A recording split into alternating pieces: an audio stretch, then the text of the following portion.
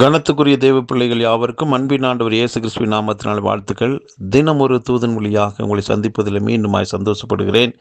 இந்த நாளிலே யாத்திராகமம் 6வது அதிகாரம் 7வது வசனம், உங்களை எனக்கு ஜனங்களாக சேர்த்து கொண்டு உங்களுக்கு தேவனாயிருப்பேன், உங்கள் மேல் எகிப்தியர் சுமத்தின சுமைகளை நீக்கி உங்களை விடுவிக்கிற உங்கள் தேவனாகிய கர்த்தர் நான் என்று அறிவீர்கள் என்று ஆண்டவர் சொல்லுகிறார். அன்பானவர்களே, ஆண்டவர் உங்களையும் என்னையும் அவருடைய பிள்ளைகளாக தேர்ந்தெடுத்திருக்கிறார்.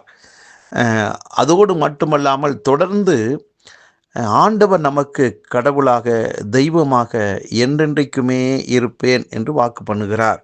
அதோடு மட்டுமல்ல, இதுவரைக்கும் நம்முடைய வாழ்க்கையில் சத்துருவானவன் சுமத்தின எல்லா விதமான பார சுமைகளையும் அகற்றி விடுவிக்கிறார் ஆண்டவர். ஆம், ஆண்டவர் தம்முடைய பிள்ளைகளாக உங்களை என்னை தேர்ந்தெடுத்த நோக்கமே, நம்முடைய எதிரியான பிசாசானவன் நம்ம மேலே சுமத்தின பாவ சாப வியாதிகள், தரித்திரங்கள், போராட்டங்கள், தோல்விகள், நிந்தை, அவமானங்கள், இப்படிப்பட்ட பலவிதமான பிரச்சனைகளிலிருந்து, சிக்கல்களிலிருந்து விடுதலையாக்கவே அவர் தம்முடைய பிள்ளையாக மாற்றினாராம். ஆகவே நான் இன்றைக்கு அவருடைய பிள்ளையாகி மாறிவிட்டேன் என்றாலே, அவன் சுமத்தின எல்லா பார சுமைகளும் அவராலே நீக்கப்பட்டு விட்டது, நீங்களாக்கப்பட்டு விட்டது. நாம் முற்றிலும் விடுவிக்கப்பட்டவர்களாக இருக்கிறோம். ஆகவே இன்றைக்கும் நான் இந்த குறிப்பிட்ட வியாதியில் அல்லது பாவத்தில், இப்படிப்பட்ட சாபத்தில், தரித்திரத்தில் நான் இன்னும் அடிமையாக இருக்கிறேன், சிக்கி இருக்கிறேன் என்று சொல்லாதீர்கள்.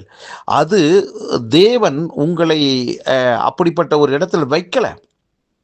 என்றைக்கு ஆண்டவர் உங்களை ஆண்டவர் தம்முடைய பிள்ளையாக ஏற்றுக்கொண்டாரோ அன்றே இவையெல்லாம் அழிந்து விட்டது. ஆனாலும் நான் அதை பார்க்கிறேனே, அனுபவிக்கிறேனே என்று சொல்லலாம். பிரியமானவர்களே, அதை நீங்கள் இயேசு கிறிஸ்துவின் நாமத்தினால நிராகரியுங்கள், கேன்சல் பண்ணுங்க, ரத்து செய்யுங்க, கடிந்து கொள்ளுங்க. இப்படி அதே போல் இன்னொரு விதத்தில் இயேசு கிறிஸ்துவனுடைய தழும்புகளால் நான் சுகமாயிட்டேன், அவருடைய ஆசீர்வாதத்தினால நான் அவருடைய அன்பு, அவருடைய ஆசீர்வாதம், அவருடைய இரக்க கிருபையினால் நான் மேன்மையான ஒரு வாழ்க்கைக்கு வந்துட்டேன், அவர் சாபமானதுனால நான் ஆசீர்வதிக்கப்பட்டேன் என்று பல்வேறு விதங்களிலே சிலுவையில் செய்து முடித்ததை வாய்விட்டு அறிக்கை செய்யுங்கள், விசுவாசத்தோடு சொல்லுங்கள். இதுதான் உண்மையான நிலை. ஆகவே இன்றைக்கு நீங்கள் அனுபவித்து கொண்டிருக்கிற அது எந்த கஷ்டமாக இருந்தாலும் அது தற்காலிகமானது. அது உங்களுடைய கண்களுக்கு தெரியல, அதாவது மறைக்கப்பட்டது போல தான் இருக்கிறது. ஆகவே நீங்கள் விடுவிக்கப்பட்டது உண்மை.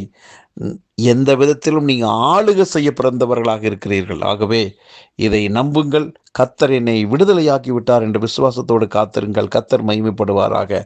நல்ல பிதாவே, இந்த நல்ல வேலைக்காக நன்றி. நீர் எங்களை உம்முடைய பிள்ளையாக மாற்றி எங்களுக்கு நீர் கடவுளாக, தேவனாக இருந்து எங்களுக்கு உண்டான சத்துருவின் எல்லா போராட்டங்களிலிருந்து விடுதலையாக்கி எங்களை சந்தோஷமான பாதையில் நடத்தி கொண்டு வருகிறீர் என்றதான வெளிச்சம் இதை கேட்டுக்கொண்டிருக்கிற பிள்ளைகள் யாவருக்கும் உண்டாவதாக.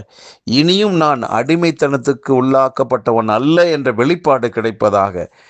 வெளிச்சத்தில் வாழ்வார்களாக, வெற்றி மேல் வெற்றி அடைந்து உங்கள் நாமத்தை மையப்படுத்துவார்களாக. ஒவ்வொருவரையும் வாழ்த்துகிறேன், ஆசீர்வதிக்கிறேன். இயேசு கிறிஸ்துவின் நாமத்தை ஜெபிக்கிறேன் நல்ல பிதாவே, ஆமென்.